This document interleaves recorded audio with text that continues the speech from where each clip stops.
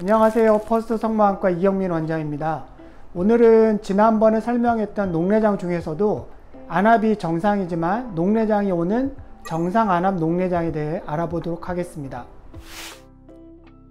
녹내장은 점진적으로 시신경에 손상이 생겨 시야가 좁아지는 질환인데요. 많은 경우에서 높은 안압이 녹내장의 주요한 원인이 됩니다. 예전에는 안압이 높아서 시신경이 눌려 죽는 병으로 녹내장을 정의했는데, 안압이 높지 않더라도 녹내장이 발생하는 경우가 알려지면서 현재는 안압의 높고 낮음에 상관없이 녹내장을 진단하게 되었습니다. 안압이 정상인 경우에도 시신경을 받치고 있는 조직이 약해서 다른 사람에서는 영향을 주지 않는 정도의 안압이지만 해당 환자에서는 시신경이 눌려 손상받는 것으로 생각되고 있습니다. 안압이 높은 경우와 정상인 경우를 구분하기 위해서 안압이 높은 경우를 고안압 녹내장, 안압이 정상인 경우에는 정상 안압 녹내장으로 구분하고 있습니다. 우리나라에서는 안압이 높은 경우보다 안압이 정상인데 시신경 손상이 진행되는 정상 안압 녹내장 환자가 더 많습니다. 우리나라에서는 시력이 나쁜 환자, 특히 고도근시 환자들이 서양에 비해 더 많은데요.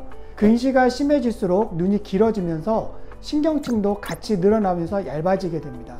시신경 섬유가 지나가는 통로의 뼈대라고 할 수 있는 사상판이 같이 얇아지게 되면 낮은 안압에도 사상판이 뒤로 밀리거나 압착되면서 사상판의 누공 사이에 지나가는 시신경 섬유의 손상이 쉽게 발생하게 됩니다. 또 저혈압, 손발저림, 수족냉증 등 혈류순환 장애가 있는 경우에 시신경 주위의 혈액순환이 잘 되지 않아 시야 손상이 일어나는 중요한 원인으로 알려져 있으며, 그 외에도 유전적 요인에 의해서도 녹내장이 발생할 수 있습니다. 녹내장은 진행 속도가 워낙 느리고 시야의 결손이 주변부부터 시작되기 때문에 급성 녹내장인 경우를 제외하고 나면 환자들은 아무런 증상을 느끼지 못합니다. 말기에 가서 시신경이 거의 다 손상되면 시야 결손이 중심부에도 일어나게 되는데, 이때야 침침한 것을 환자분이 느낄 수 있습니다. 즉 거의 실명에 가까운 상태에 가서야 환자들이 증상을 느끼기 시작하는 겁니다.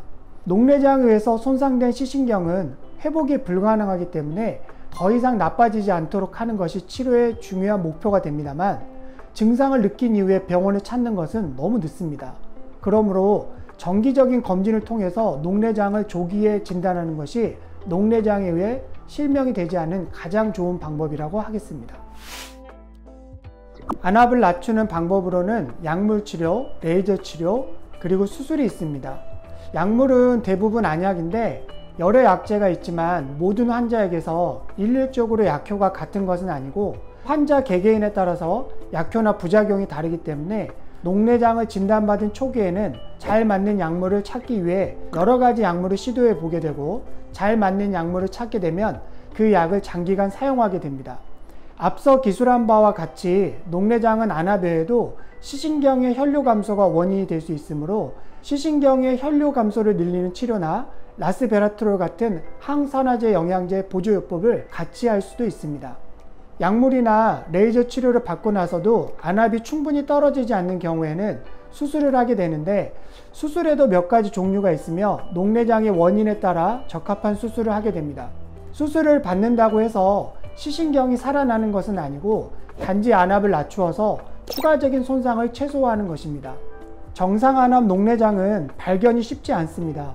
특히 가족력이 있거나 고도근시, 고혈압이나 당뇨병 같은 질환을 가진 분들에게 발병률이 높기 때문에 시신경이 약해질 수 있는 40대 이후나 젊으신 분이라도 고도근시가 있는 분이라면 정기적으로 안저검사를 받는 것을 권해드립니다.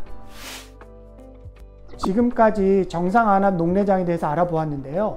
정상 안압 녹내장은 초기에 진단을 받고 적절한 검사와 치료를 받는다면 실명까지 가는 경우가 거의 없기 때문에 너무 두려워하지 마시고 의사 선생님과 함께 잘 관리하시면 좋을 것 같습니다.